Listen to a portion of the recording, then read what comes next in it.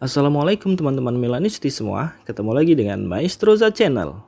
Sebelum nonton video-video kita, jangan lupa untuk di subscribe dan tonton videonya sampai habis ya, supaya Maestroza bisa terus semangat berbagi info tentang klub kesayangan kita, AC Milan.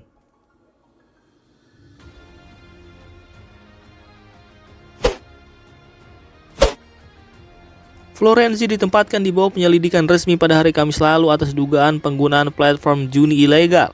Namun, hasil pemeriksaan menunjukkan hal tidak terlalu mengkhawatirkan.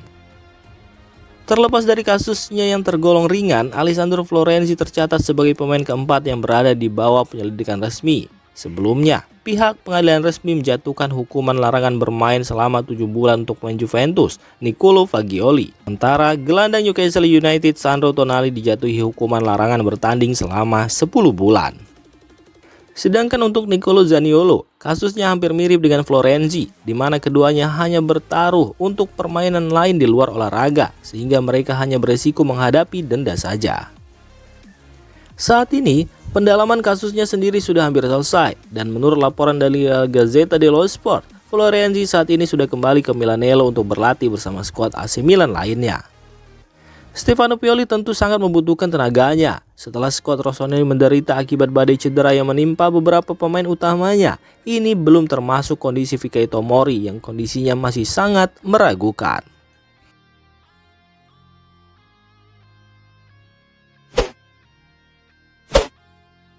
AC Milan sedang mempertimbangkan rekrutmen seorang gelandang pada jendela transfer Januari dengan Hasan Ouedraogo menjadi prioritas utama klub. Pemain berusia 17 tahun ini telah tampil gemilang bersama Schalke 04 di divisi kedua Jerman, membuat 11 penampilan yang mengesankan sejauh ini.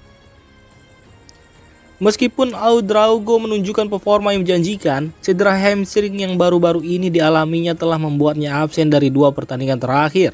Meski demikian, AC Milan telah mengamati perkembangannya dengan cermat dan Geoffrey Moncada di jajaran manajemen klub diyakini akan menjajaki kemungkinan kedatangannya pada bulan Januari. Menurut laporan dari Corriere dello Sport yang dikutip oleh Milan News, AC Milan telah aktif dalam perbincangan dengan pihak Ouedraogo. Meski hubungan antara klub dan pemain sangat positif, Rossoneri berusaha untuk mendapatkan klausul pelepasan yang tertera sebesar 11 juta euro dengan diskon. Namun, Milan bukan satu-satunya klub yang tertarik pada pemain muda ini dan berusaha mendapatkan diskon dari klausul pelepasan yang sebenarnya bisa membuat Rossoneri gigit jari. Kedatangan potensial Ouedraogo ke AC Milan menjadi salah satu cerita menarik dalam rencana penguatan skuad Rossoneri, di mana upaya mereka untuk meningkatkan kualitas tim terus berlanjut.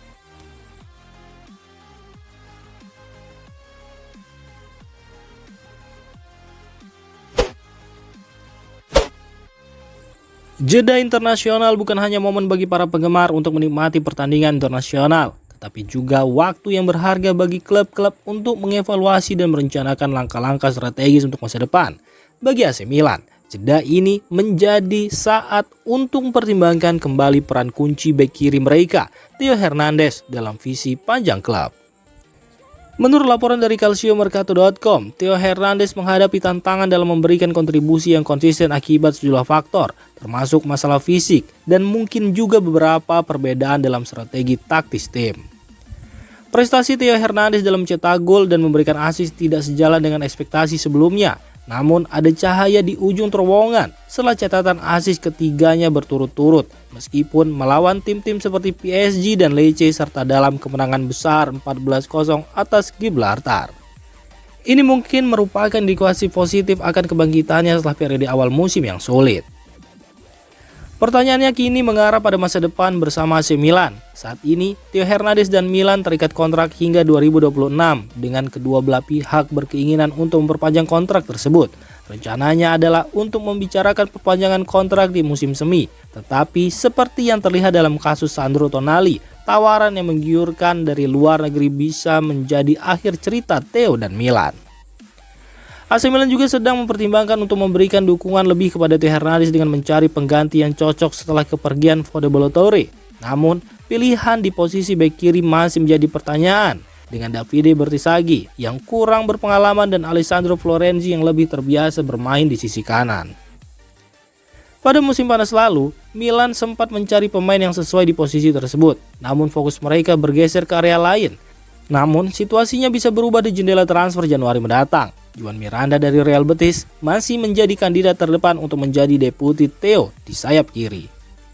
Diskusi antara Milan dan pemain asal Spanyol itu hampir mencapai kesepakatan dengan kontrak 5 tahun senilai 2 juta euro bersih per musim sebagai proposal awal yang diajukan. Namun, niat Milan untuk mempercepat kedatangan Miranda pada bulan Januari tetap kompleks, mengingat kemungkinan peningkatan tawaran hingga melebihi 3 juta euro. Jeda internasional telah memberikan waktu berharga bagi Milan untuk meninjau kembali strategi mereka dalam menghadapi masa depan. Sementara, peran dan kinerja Theo Hernandez menjadi fokus utama dari perbincangan ini.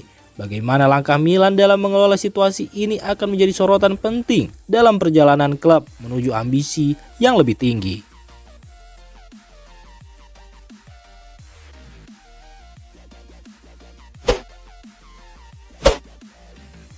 AC Milan terus mengintensifkan pencarian mereka untuk memperkuat lini serang dengan fokus pada mendatangkan seorang penyerang tengah baru. Sebuah laporan dari Tuttosport edisi terbaru via Pianeta Milan menyoroti pentingnya mendapatkan sosok yang bisa memberikan kontribusi gol secara konsisten, mengingat situasi saat ini di klub. Striker AC Milan saat ini, Olivier Giroud, meski telah mencetak sejumlah gol vital untuk Milan, menjadi satu-satunya yang terbukti memberikan gol secara rutin. Namun, pada usia 37 tahun dengan kontrak yang akan segera berakhir, manajemen klub menyadari perlunya opsi alternatif yang lebih muda dan lebih berpotensi. Dalam membidik bek tengah di jendela transfer Januari, manajemen Milan juga mengharapkan akan memburu penyerang tengah baru ketika jendela transfer kembali dibuka. Nama yang mendapat sorotan adalah Santiago Giménez. Santiago Giménez, seorang striker berusia 22 tahun asal Meksiko, telah mencatatkan pencapaian gemilang dengan mencetak 13 gol dalam 12 pertandingan liga musim ini. Performanya yang mengesankan telah menarik minat banyak klub, terutama mengingat usianya yang masih muda.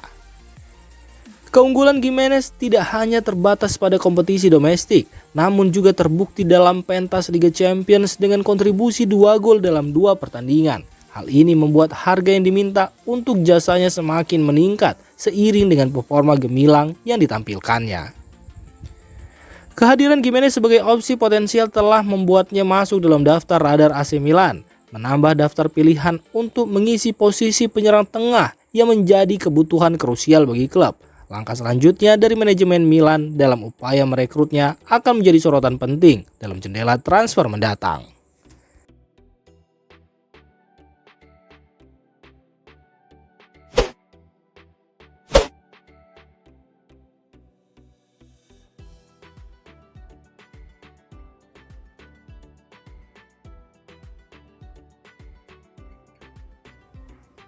Demikian informasi dunia sepak bola terupdate hari ini. Untuk kamu yang gak mau ketinggalan seputar informasi sepak bola Eropa, silahkan like, subscribe, dan share video ini. Terima kasih.